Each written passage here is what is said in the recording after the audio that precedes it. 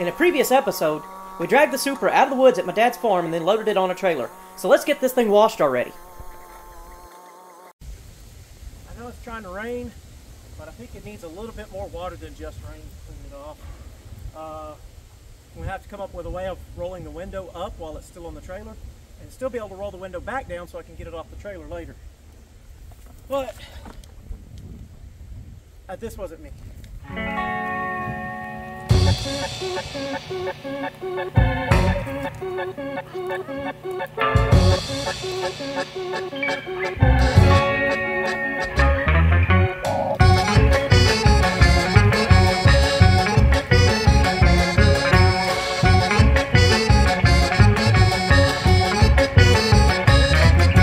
And connect the garden hose, we'll have it.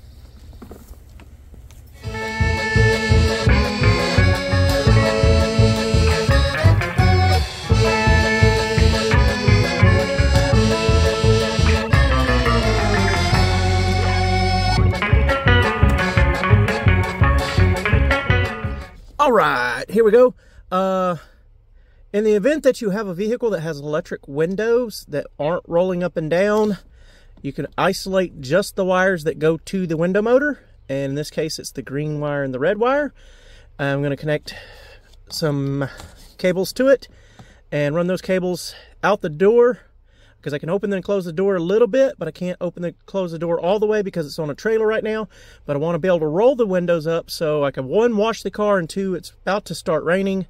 And I need a way to be able to roll the window back down later so I can get back in the car to get it off the trailer.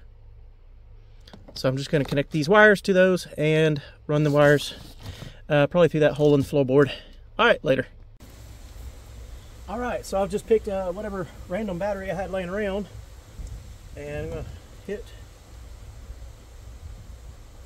okay, that was it. Oh, this was going the wrong way. And now the window's up, so now I can pressure wash the car. All right, I don't know if you can hear that, but it is attempting to rain. We're still going to wash this car because it needs washed really badly. And we've used a drill battery and some speaker wire to be able to roll that electric window back up, because we couldn't get it to roll up or down earlier, and that's how I got it down. It was a dad's drill battery. Now I've got a drill battery here, and we're going to go ahead and maybe relocate the camera, but we're going to wash this thing in the rain.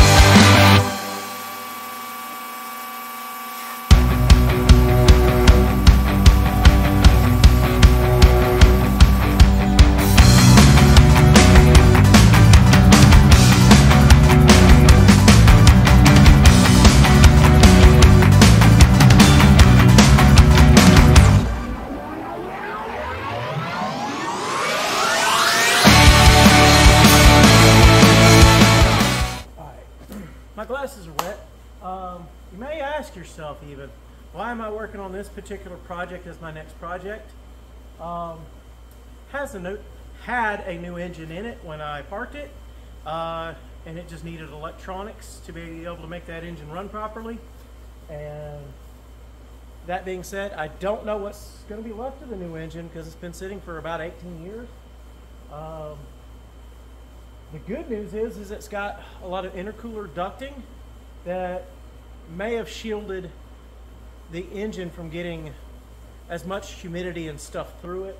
I mean, the air would have to go through the intake, through the turbo, through the entire intake ducting, through the intake manifold, all, you know, and then same with the exhaust. I mean, so it's got full exhaust and full everything hooked up.